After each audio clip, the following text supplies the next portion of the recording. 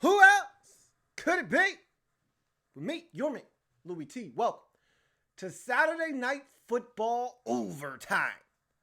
Rams, Niners, NFC West family business. And you know how the family do it.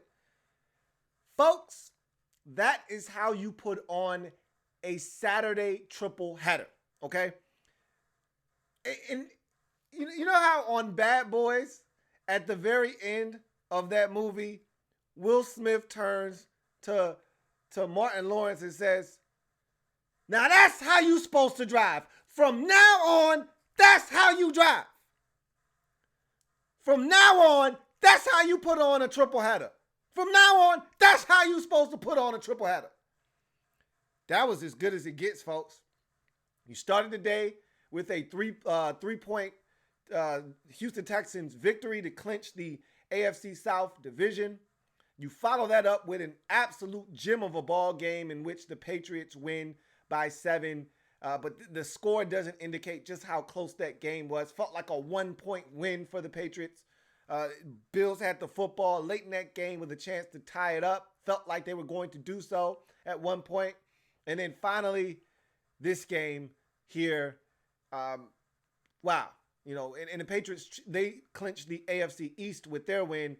And here, the San Francisco 49ers win on a walk-off Robbie Gould field goal for the second time in 3 weeks, winning this game 34-31 to officially eliminate the Los Angeles Rams from playoff contention, which they were dead anyway, okay? But they're officially dead now. They put 2 in their head. You know they dead now. Their season is officially over in terms of the postseason. But more importantly for the 49ers, they're still alive for the number 1 seed in the NFC playoffs. A win next week on the road versus the Seattle Seahawks will achieve that. And so everything they want is right in front of them, within reach. All they've got to do now is go out and grab it. And so really the loss last week, really inconsequential if they win next week. Really doesn't mean much of anything.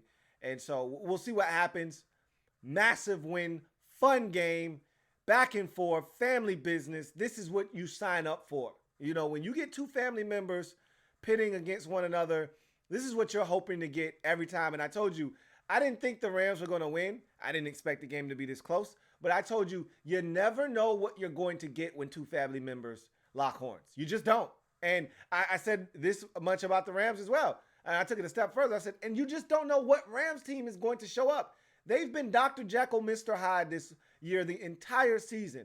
We haven't known what Rams defense was going to show up. The one we saw earlier in the year that was borderline dominant, keeping his team afloat as the offense was trying to find their footing.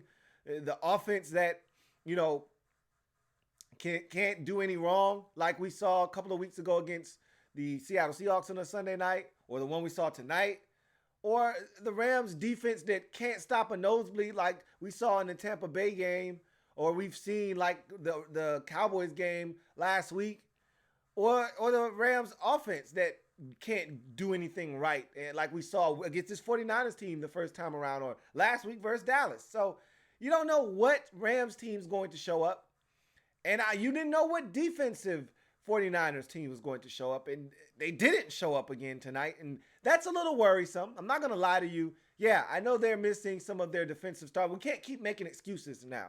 You're getting close to the postseason. You're getting close to a time where, look, you could end up with the 5th seed and have to play in wild card weekend. Like, you may have to be on the road the remainder of the season. That's a realistic possibility. So you can't use excuses like we're banged up and this, that, and the third. You got to show up. And since that Green Bay game, you haven't had a dominant performance defensively.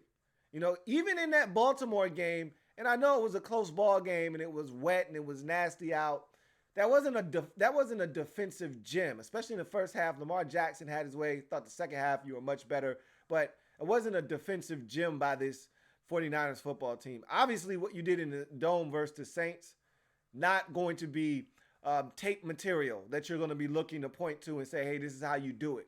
All right, the following week versus Atlanta, I thought it was a really solid performance, but when you needed the defense to step up at the very end of that game, what did they do? They gave up a game-winning drive and a game-winning touchdown.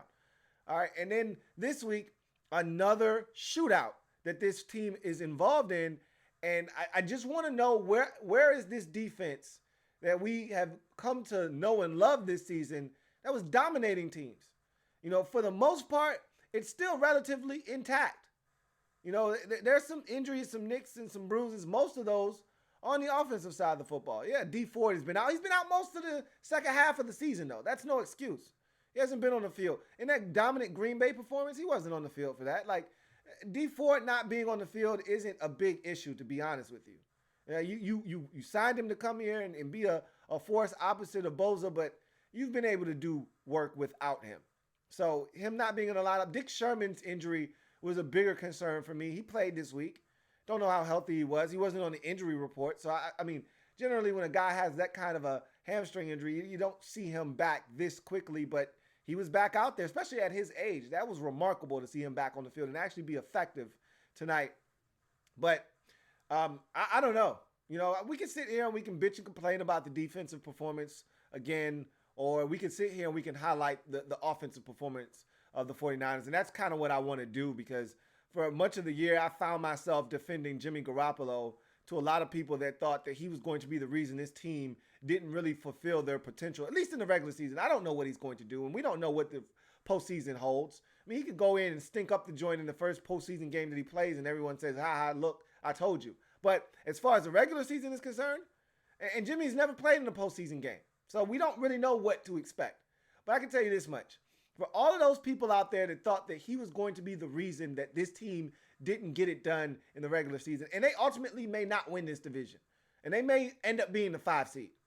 It's not going to be because of Jimmy Garoppolo, I can tell you that much. 12-4 is nothing to scoff at, and even if he doesn't play well next week on the road versus Seattle, and they don't get the number 1 seed, again, Jimmy Garoppolo is the reason they're even in a game for the division. I can tell you that much right now. His performance tonight wasn't always the cleanest. Yeah, he had 2 interceptions, and he wasn't playing his best brand of football for some of this game. But when they needed him most, 3rd down and goal, he finds George Kittle for a touchdown. When they needed him the most, 3rd and 16, he finds Kendrick Bourne over the middle of the football field for 17 and the 1st down. When they needed him the most, 3rd and 16, staring down in essentially a zero blitz. Honestly, I don't know what the hell Taylor Rapp was doing on that play, but Ramsey was caught flat-footed too. I know he expected inside help, but why are you standing flat-footed and allowing a guy to just run by you? All casual-like, and then getting pissed off when you get beat to the inside. Again, yes, Taylor Rapp was probably supposed to be there, but I don't like the fact that he was standing flat-footed and then gets beat and then wants to turn around and chew out Taylor Rapp. How about you run too? Don't allow the receiver to run by you for 5 yards and then start running. But that's no here nor there. Another delivery on 3rd and 16. Special delivery. I want that. Special delivery. Can I have that? Special delivery from Jimmy G on 3rd and 16. 2 in 1 drive to get them in the position to win the football game. So, like I said before, it doesn't always have to be pretty. It just needs to be gritty and a dub. And Jimmy Garoppolo's performance, when it was needed, he was at his best in this football game, trailing late in this football game, 27-24. He takes them down the field and he gets them, 28-24. He gets them in the end zone and gives them the lead in this football game. Tied ball game with a chance for the Rams to get the football back. And who right now watching this video thought that if the Rams got the football back with 1 minute and 16 seconds left, they weren't going to get into field goal range and score? Come on. This game was over. This game was over if the Rams got the football back with 1 minute and 16 and a timeout left. They were going to win this football game with a walk-off field goal by Greg Zuerlein. All right? Even if they had gotten it after the second stop on 3rd and 16. All right? And they got it back with 54 seconds in that same one timeout. Guess what? They were still going to win this football game in regulation on a walk-off Greg Zuerlein field goal. They were going to win this game if the 49ers punted the football. And instead, Jimmy Garoppolo delivers not once but twice on 3rd and 16, and they win the football game on a walk-off Robbie Gould field goal. So I thought it was a great performance by Garoppolo when his team needed him most. Yeah, his 2 interceptions helped the Rams be in this football game. I get that. I'm totally aware of the situation.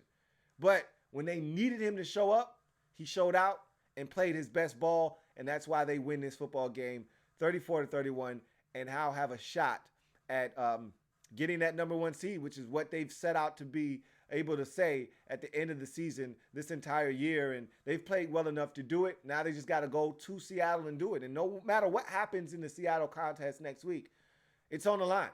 Seattle could go out and lay an egg this week versus Arizona, and still everything that the Seahawks won is still in front of them. They may not get the number one seed, because New Orleans and Green Bay still would have a chance at 13-3. But they could still win the division, and they could still have a first-round bye, and hell, they could end up with the number one seed if those two teams falter down the stretch even one time. So it's going to be interesting to see what happens down the stretch. But the 49ers have done what they needed to do to set up an epic matchup next week for, I'm thinking, 8-15 Sunday Night Football in Seattle. They've done their half of the bargain. And so we'll see what happens with that. This defense is going to have to play better. Flat out, they're going to have to be better. It hasn't been good enough the last month of the season. Not the 49ers defense we've come accustomed to. And again, I know there are injuries out there. Last week they were without five of their defensive starters. DJ Jones done for the year. I get it. I understand all of these things. I'm not oblivious to that. At the end of the day, these guys aren't coming back. D Ford, don't know exactly when he's coming back. Hasn't been healthy the second half of the season anyway. Learn to play without him. Life without D Ford, life without DJ Jones, life without some of these guys. You're going to have to play without them. Suck it up and get it done. So they're going to have to be better than this, because if they think this kind of performance defensively is going to be good enough, and you're not going to get easy pick sixes thrown right to you to give you a freebie like they did in the first half, end of the first half, with Fred Warner getting a gift. And look, it's the season of giving. It's the holiday season, and Jared Goff felt like giving, man. And that's fine. If he felt like having holiday cheer and spreading it all around the field to even the opposing team, God bless him. But that's not going to happen in the postseason. You may not get that gift from Drew Brees. That gift doesn't keep giving. So you're going to have to be better. Plain out and simple, you're going to have to be better. But you got it done in this game, and that's all that matters. And so you move on to next week, and hopefully this defense comes back alive, because you can score, you can move the football on Seattle's defense. That's a given. They're going to allow you to move it. They're going to allow you to score it. But if you can't stop them from scoring, as we saw the first time these two teams locked horns, they're going to beat you. And you know how Seattle is on primetime, at home, and that's most likely where this game is going to be played. At home, on primetime television, not an easy place to play and to win. And so it's going to get that much harder. If I were a 49ers fan, personally, I would prefer they just leave this game at 4:25. It's not going to happen. They're kicking this one right to that Sunday night window. So good luck. You're going to need it. As for the Rams, you know what? This is a very fitting end to what has been a disappointing season, to be honest with you. This is a season that I think a lot of us thought that this would be a team that would be 11-5 or so right around this time, or 11-4, playing for what the Seahawks and the 49ers are playing for, the right to call themselves NFC West champions and maybe a number one seed. That's what we thought of the Rams going into the season. Some of you may have thought that they would have had a Super Bowl hangover of sorts. The Super Bowl loser has been really not bad, but they've struggled over the last few years. They've had a rough go of it the next year after not winning the Super Bowl. Anyone named New England, that is.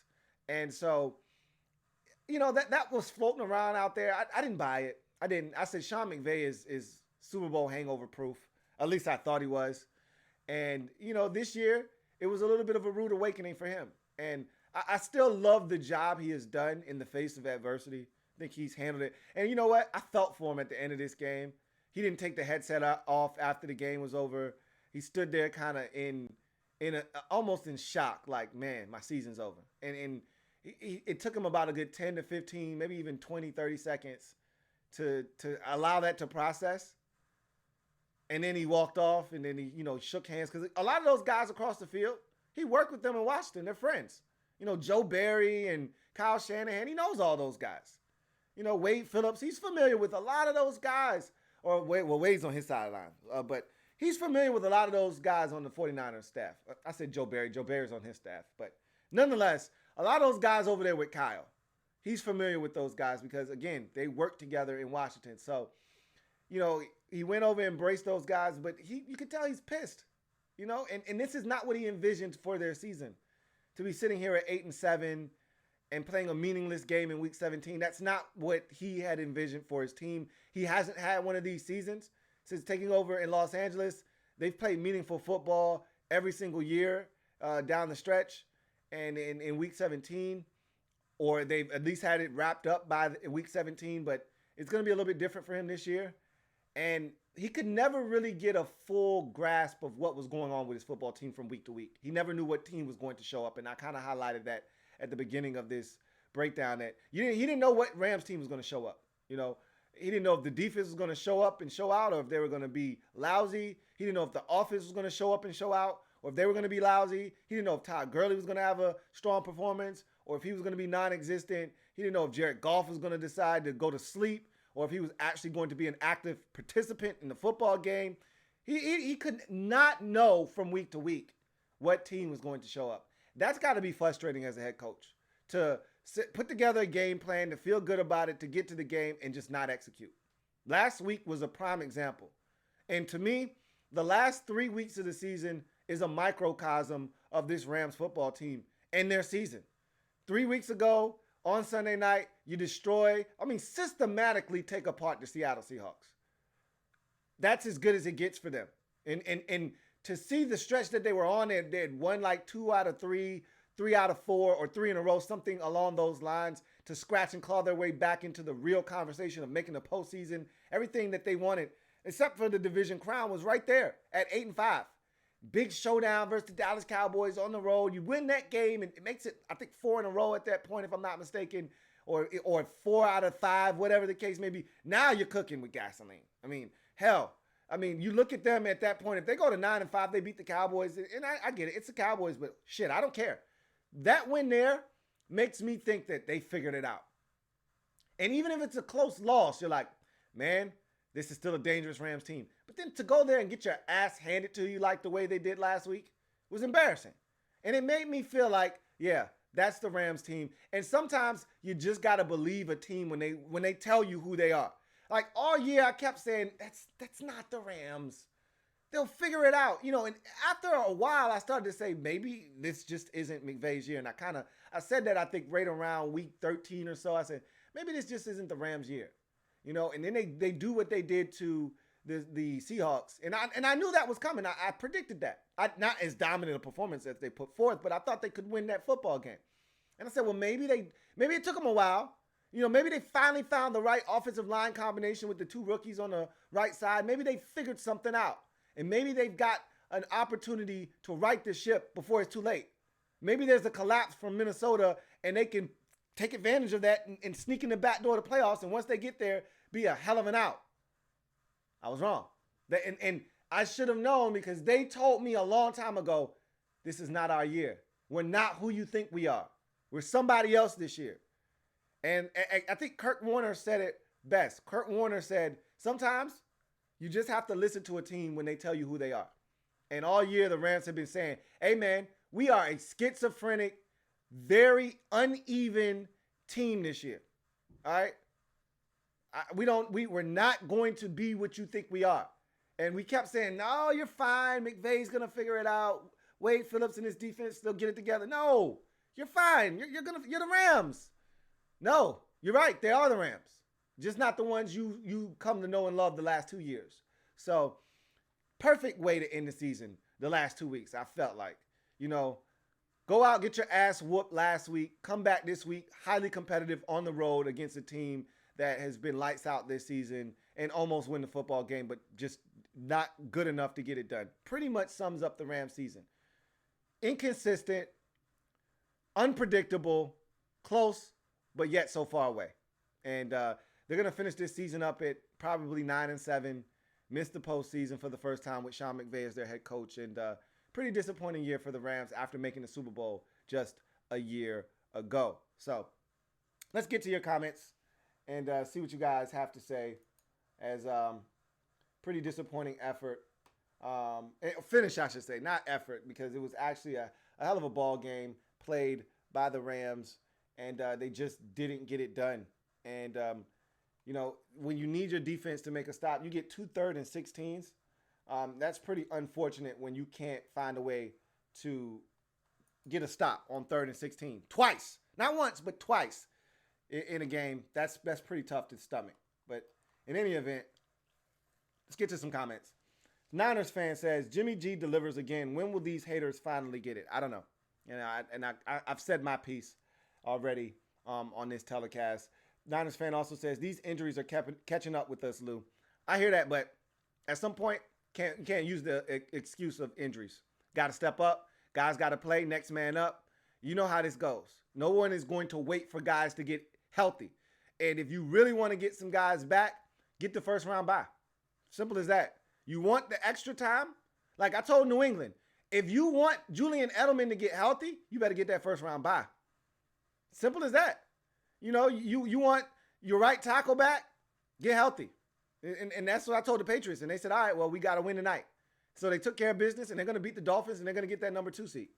Same thing with you. You want guys back, get healthy, get the bye. Everybody's not coming back, but some of them may be back. But you can't use the excuse of injuries. Got to find a way to suck it up. Simple as that. Because the Saints don't give a damn about your injuries. The Packers don't give a damn about your injuries. The Vikings, whomever you play in the NFC playoffs doesn't care about your injuries. They don't. They're looking to beat you. Atlas says, I would normally bash this overrated Rams team, but I don't know. This 49ers team feels like last year's Chargers.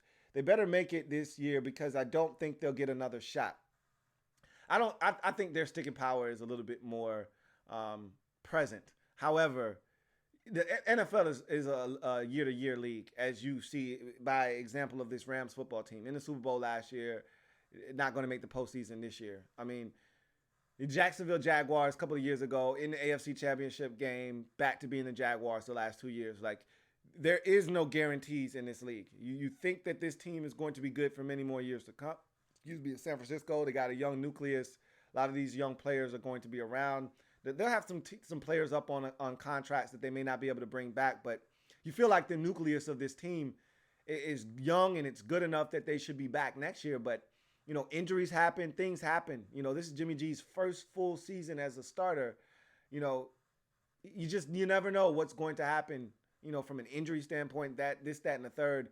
Things don't go your way, turnovers, you just never know. So you got to take advantage of it while it's here, which is why I didn't have a problem with the Rams pretty much rolling the dice and saying, hey, we're going for it by trading away a first-round pick for Jalen Ramsey. They went for it. And you just don't know what you're going to have next year or the year after. So go for it in the moment. They did. It didn't work out for them, but I can't fault them for that. And with the 49ers, they got to find a way to get it done this year. Because, again, this could be lightning in a bottle, and they could go back to just being an ordinary, team next year. Who's to say? Niners fan says, it all comes down to next week for the number 1 seed. Absolutely. Ed says they should flex 49ers Seahawks to Sunday Night Football, and that was a blown coverage by the Rams. They're going to flex this game, to Sunday Night Football. I guarantee it. They're going to flex that game. There is no other game with that kind of importance on the docket in Week 17. The only other game that could have rivaled that was Tennessee and Houston, but guess what? There wasn't going to be as many stakes available in that game. It would have just been for the AFC South, but it wouldn't have been with the number 1 seed on the line. And now that's not even up for debate. The Texans took care of that today. So there is no other game on the docket that's going to hold this kind of relevance in terms of playoff seeding in football next week. So it's going to be this game or that game, and it's going to be flexed to Sunday night. And that was a blown coverage by the Rams. It was. So Ed also says, props to the 49ers for winning this game. Jimmy G came up in the clutch. Yeah, he did. And like I said, he's done it all year for the most part. I mean, even the game they lost to the Seahawks. I don't put that on him. I don't. He had him in field goal range to win the game, And if they had had Robbie Gold that night, they probably would have won that football game. And yeah, I know he threw some picks in that game. I'd like to say that one or two of those picks were the faults of his receivers off their fingertips. But it doesn't matter. Nobody cares about that. Bottom line is, next week in Seattle, they got a chance to win number 1 seed. We'll see if he comes up big or he doesn't next week. Azad Bilal says, I actually thought Jimmy G had a poor game. Missed some throws, stayed in the pocket too long, got sacked, got lucky. Taylor Rapp made a horrible decision and left Sanders open, shaking my head. I don't agree with you. I don't think he had a horrible game. I do agree that there are times that he takes sacks, like that second, 3rd and 16. That was avoidable. You know, honestly, he had an outlet in the flats. His running back, the one from the Falcons, wide ass open in the flats. Just get rid of the football. Like, don't stand there. I thought he was gonna fumble. Honestly speaking, I didn't think he knew Epukon was behind him. So I thought he was gonna fumble. And luckily enough, he was able to hold on to that football, but get rid of it. So you're absolutely right. There are times that he stands in the pocket way too long, takes sacks. But I love the fact that he's willing to stare down the gun barrel, take a hit to deliver the football, like he did on the first 3rd and 16. Stood in there, stood tall, took a shot, delivered the football. Even the 3rd and 6 where they came with the all-out blitz and it was a blown coverage, he stood in there to deliver that football. So I disagree. You know, you can say what you want about what he did the first 3.5 quarters. When his team needed him down the stretch, that's honestly, we've watched Joe Flacco do that for years, where Joe's had a terrible game, but in the clutch, when his team needed him, he delivers. Jimmy did that in this game, and I don't think he was horrible. I just thought he wasn't very good. He wasn't sharp enough. But when they needed him most, I thought he stepped up. Azad Bilal says, yet another NFC team that makes the Super Bowl then falls off the next year. That's how great the NFC is every single year. There are new contenders every year in the NFC. Is this a trend? It's the NFL, really. You know, the AFC has been dominated by the Patriots, or they probably be in the same boat where you see teams, because you see it in both conferences. I mean, the Chargers were a 12-win team last year. They're not going to make the postseason this year. You see it all the time, you know, but I think there's a little bit more consistency in the AFC. Baltimore was in the postseason, won their division last year. They're going to win their division. They won their division again this year. Chiefs won their division, 3 straight years now, I think it is. They've been a stalwart in the postseason in the AFC bracket. New England, you know what you're getting from them every single year. Seems like the only division that fluctuates is the AFC South. The Texans have won that division now 2 years in a row and counting. So a little less parity in the AFC than the NFC. The NFC East is trash, but every year somebody else wins that division differently. I think trying to think who won the division last year. I want to say it was the Cowboys. Yeah, they played the Seahawks in the divisional wild card weekend last year. So Cowboys have a chance to make it consecutive division winners in the NFC East for the first time since 2003. But that division changes every year, it seems like. The NFC South is a very competitive division. The Falcons just 2-3 years ago were in the Super Bowl and were Triple P just a few years ago. You knew they were going to be in the mix, and they were in a wild card game versus the Rams the first year of McVay, took them out. And then, you know, the Panthers had it back in 2015. And so, you know, that division is kind of been up for grabs. The Saints have put that to rest now. 2 years in a row, they've won that division.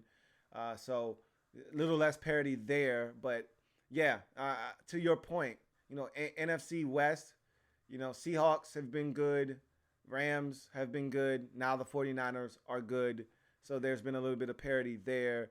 And in the NFC North, Green Bay had a couple down years with the injury to Rodgers the last couple of years. He's been healthy this year. They get a brand new coach. And here they are back making some noise in that division. But Minnesota has been a tough out in that division the last couple of years. And Chicago won the division last year. So, yeah, there's been a little bit of parity. Bears aren't going to make the playoffs this year. They made it last year, won their division. So NFC is a little bit more unpredictable than the AFC is, but that's just the nature of the NFL in general, period. It's just an unpredictable league. It's set up for parity.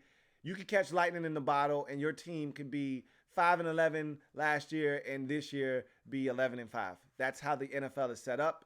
And, teams take advantage of that every year. And that's why we talk about postseason every year. You're going to have different teams make it that weren't in the postseason a year ago. And this year is no different. Let's see. Kyle Little says, that weird that Jared Goff played a decent game tonight and the Rams will still lose. Nothing went right this year. Yeah, that pick right before the half I thought was a game changer, and he overcame that. They didn't always take advantage of opportunities though. I mean, you get the pick early second half. Ramsey bats one in the air. It's picked off by one of the young defenders in that secondary for the Rams, and you only get a field goal out of that. Like, that needed to be a touchdown. You need to take advantage of those types of opportunities, and they didn't take advantage of that one. They didn't fully maximize that opportunity. Great field position, early stages of the third quarter. Got to try to find a way to get 7 there. They ended up getting 3. So it's those kinds of situations where you just say to yourself, it wasn't their year, and tonight, as I mentioned earlier, was a microcosm of that.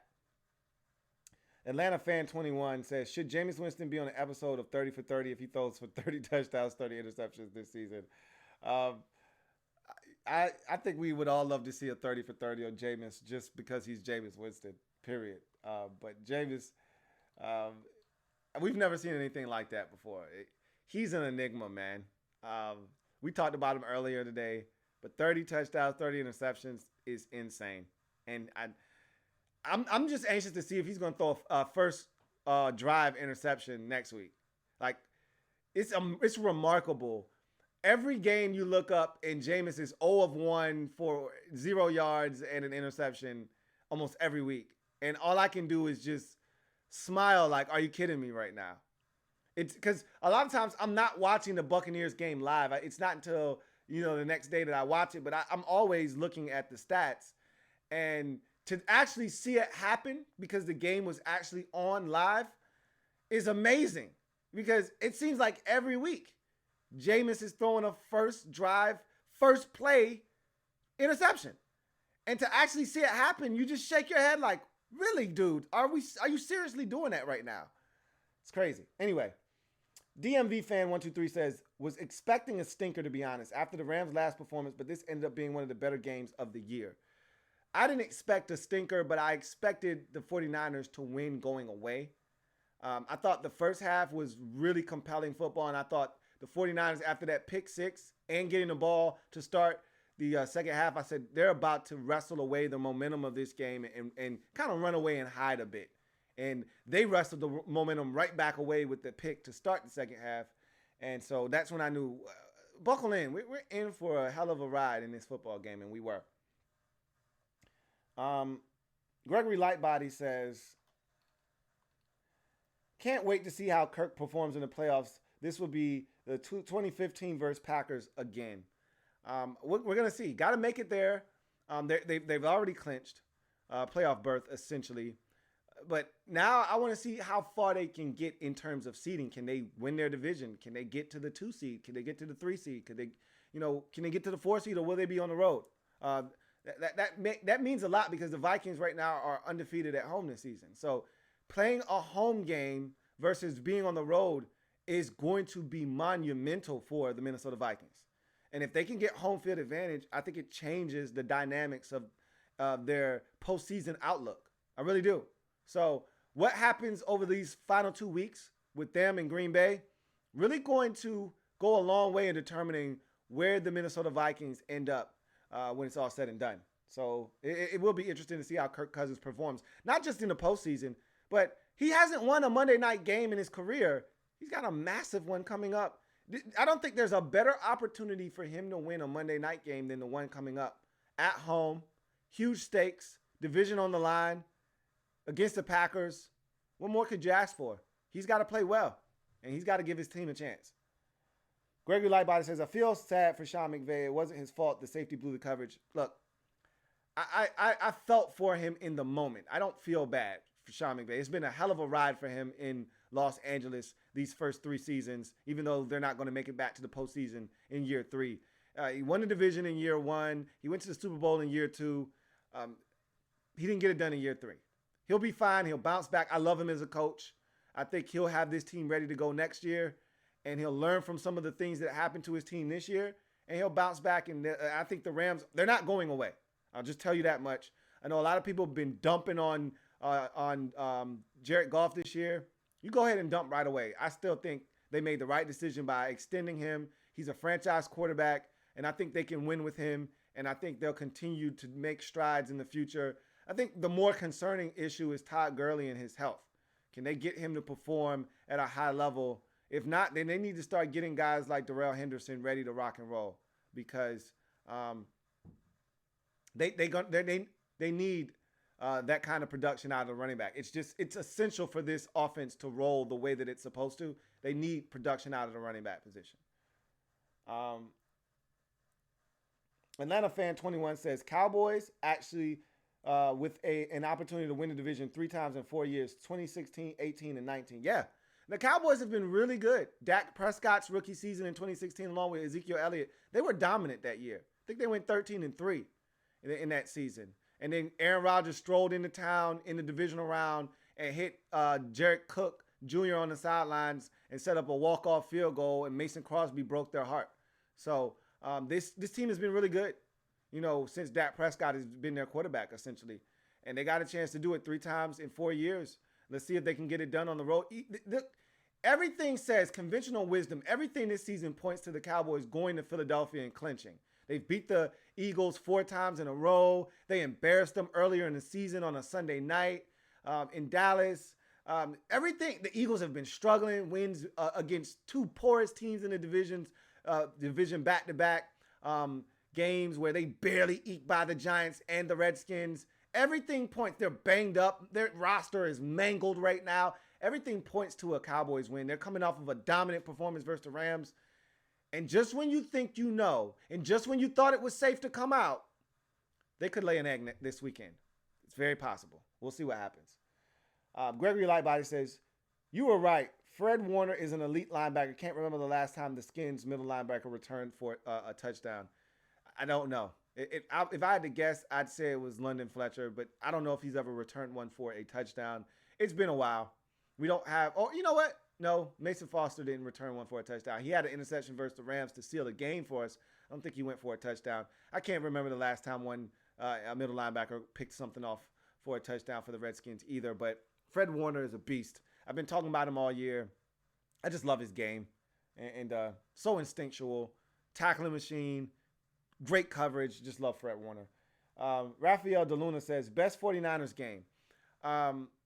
In terms of, watch value, it's still got to be the Monday Nighter versus the Seahawks. You go to overtime, have a chance to walk off, you miss. 49ers got a chance to end the game in a tie. They elect to be aggressive and go for the win. They don't get it. The Seahawks then have a chance to win, and they end up walking it off. Late stages of overtime. Looked like it was going to be a tied ball game. Hell of a football game. Sloppy at times, but hell of a football game. I think that was the best 49ers game of the season. I mean that and the 49ers and Saints game. It's 1A, 1B. You're splitting hairs between those 2 performances. That one was epic with the George Kittle catch and run to set them up in over at the end of regulation for the walk-off 48-46 win. Honestly speaking, picking between those 2 is tough. I'm going to go with the Seahawks game because it went to overtime and it was a family business affair. But, if you tell me it's the 48-46 game, I'm not going to argue with you. And I think this game is second. But it's really third because I think the first 2 have to be Saints game on the road, and then this one. And then don't forget about in the rain versus Baltimore, but I think that's still behind Seattle overtime loss, win on the road in New Orleans. I think that Baltimore game comes after this game tonight, but those 2 could be tied for second. So the 49ers have played some epic games this year. And as I've mentioned, to me, the Seahawks, 49ers, and the Ravens are all battle tested because they've played among the toughest schedules in football. The Ravens division isn't as tough as the NFC West, but they played the NFC West division, and they played New England, and they played Kansas City. So I look at the Ravens schedule and I say they're battle tested. I look at the NFC teams and I say no one's more battle tested than the 49ers and Seahawks are. No one's more battle tested than those two teams because they played their division, which there isn't a single layup in that division. Even the Arizona Cardinals have scared both the Seahawks or they didn't scare the Seahawks. They scared the 49ers twice. And so there isn't a layup in that division. And then you look at the NFC teams that the Seahawks and 49ers have had to play, Saints and, the each other in that division. They had to play the Ravens. I mean, it's been murderer's row for them this season. Green Bay for San Francisco, Minnesota for Seattle. It's been murderer's row. And I just respect what those teams have done. The body of work for those teams, for me, speaks for itself. X Final Gaming says, who do you think could do more damage as a 6th seed in the playoffs? Better in the postseason, Vikings or Rams? Also, Skull and love when I can watch your live streams. Hey, it's been a while too, man. It's been a long time since we've been able to chop it up. Good to hear from you. Who could do more damage as a 6th seed? Honestly speaking, I would say Dallas. I feel this. Like, if the Cowboys get in, whether they're a 4 seed as a division winner or not, I mean, that's the only way they're going to get in at this point is winning the division. But if the Cowboys get in the playoffs, I'm telling you right now, the team that doesn't win the NFC West is going to be your 5 seed. The Cowboys could realistically beat that team. If it's Seattle, if it's San Francisco, I'm telling you right now, if the Cowboys run the football with Zeke Elliott, Dak Prescott plays his brand of football, and that defense shows up, the Cowboys they're one of those teams, they could get hot at the right time, and all of a sudden they're in the NFC Championship game. It wouldn't shock me. I don't think it's going to happen, but I would not be sitting here shocked, mouth agape, if the Cowboys run off, 5 straight. Win last week, win this week, win next week, win in wild card weekend, and win in the divisional round, and all of a sudden we're looking up and it's Saints, Cowboys, NFC Championship game. I wouldn't be shocked. I'm sorry, I wouldn't be. I would not be. Atlanta Fan 21 says, do you believe the Falcons have the 2 biggest upset wins this season, New Orleans and San Fran? Do you believe any major upsets will happen these last 2 weeks? Miami over Pats, LOL. Yes, I would say that the win over New Orleans was probably, and it's family business, so it takes away a little bit of the shock value. But at the time, if you go back in time and get into your mental capacity for where the Falcons were at that time, they were one of the worst teams in football. Their defense couldn't stop a nosebleed at that time. Dan Quinn was in danger of being fired right then and there, even though we knew that their owner Arthur Blank wasn't going to fire him in season. That's just not his move. It's not his thing. But you felt like with the way they had been playing defense up until that point, that he could be fired. And for them to do what they did I want to say it was off of a bye week, and for them to just show up and the defensive performance, forget about the outcome of the game and the actual win itself. Just the defensive performance, the defensive gem that they put up that week was mind-boggling. Like, who are these guys? These are not the Falcons I've watched for the first 8-9 weeks of the season. Who are these guys? That was the thought as I'm watching, because my sister's a Falcons fan, so we're watching this game and she's waiting for the other shoe to drop. She's like, yeah, okay, they're playing good, but the Saints are going to score a couple touchdowns late. We're going to lose the game. And it just didn't happen. That was a shock. And then, last week was a definite shock. I just totally dismissed the Falcons last week. Like, oh, they're banged up. Their receiver, Calvin Ridley, just went on IR. They're done. They got a couple of offensive linemen that are banged up that went on IR. Yeah, they're done. Their season's over. And then they go out there and they find a way to win 29-22. Yeah, I'd say that those are 2 of the biggest upsets. Tampa versus the Rams, when the Rams were undefeated, was a massive upset at the time. It didn't turn out to be as big of an upset as those 2 wins that, again, San Francisco and New Orleans, 2 11-3, now 12-3 teams being beat by the same Atlanta Falcons team.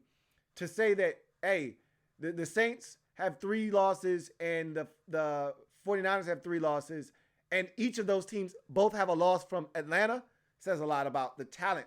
And it also speaks to the disappointment that the Falcons have been this season, because the caliber of team that they should have been is reflective in those upset victories. Those shouldn't have been upsets. The Falcons should have been a good team this year, and they should have been playing for a playoff spot. So those wins go to show you just how talented that team is and how good they should have been this season.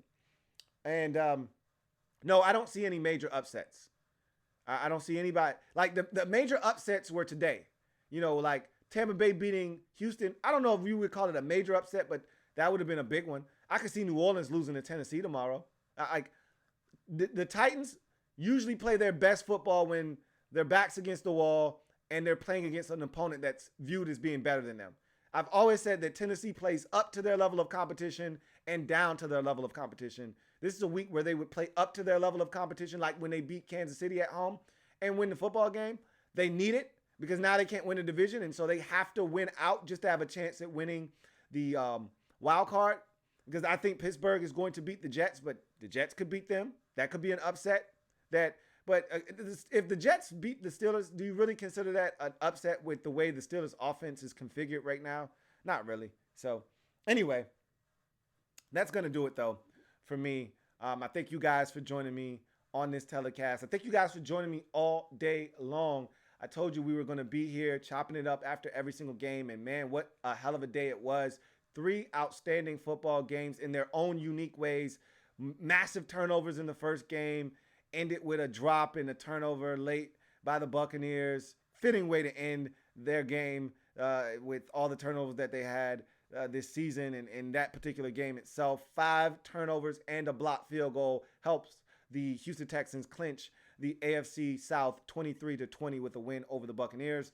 The second game of the day was just a dandy and absolutely juicy AFC East family business affair between the Buffalo Bills and the New England Patriots, in which the Patriots come out victorious 24-17, but the Bills made them work for it. Those boys are not scared out in Orchard Park. They're going to be a tough out come the postseason, and I truly believe they're going to knock off the Houston Texans in Wild Card Weekend. Mark my words. And then the nightcap was a beautiful display of NFC West family business. I mean, just what this division has embodied all season long. It's been the best division in football all year long.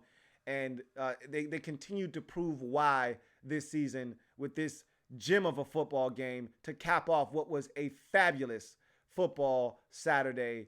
The NFL, I said this on my podcast 2 weeks ago, the NFL has over-delivered this season. They did it again on Saturday night or Saturday afternoon into the night with 3 fantastic football games. 49ers stay alive for the number 1 seed with a 34-31 walk-off win over the Los Angeles Rams, who have been officially eliminated from postseason contention. I'm your man, Louie T, signing off. I thank you guys for joining me. Make sure you like this video, subscribe to the Louie T Network for more great content. Also, share this video if at all possible. And I'm going to try to deliver a podcast to you guys. I don't know if I have it in me or not. I'm going to try because I'm on a bye week. Keep in mind, I'm on a bye week next week. So you're gonna get the Sunday night breakdown. You're going to get the Monday night breakdown. And then you're not getting anything on week 17. So I'm going to try to deliver the goods. All right, you guys need a pod, especially because you're not getting one next week. I'll be on a bye, so I got to deliver the goods. So be on the lookout for that. At some point, you're going to get a podcast. You know what? It probably is better off that I do one after these games because you're not getting one next week. So kind of split the difference a bit. Be on the lookout for a podcast, though, at some point in the next coming days. But anyway, I'm your man, Louie T. Remember, if it's not your man T, it's not the best NFL coverage it could be. Until next time, you guys, enjoy the rest of your night. Stay blessed. I'll see you guys tomorrow. Enjoy the football. Hell of a day. Hell of a game. Hell of a Saturday of NFL action. Take care. Louie T Network.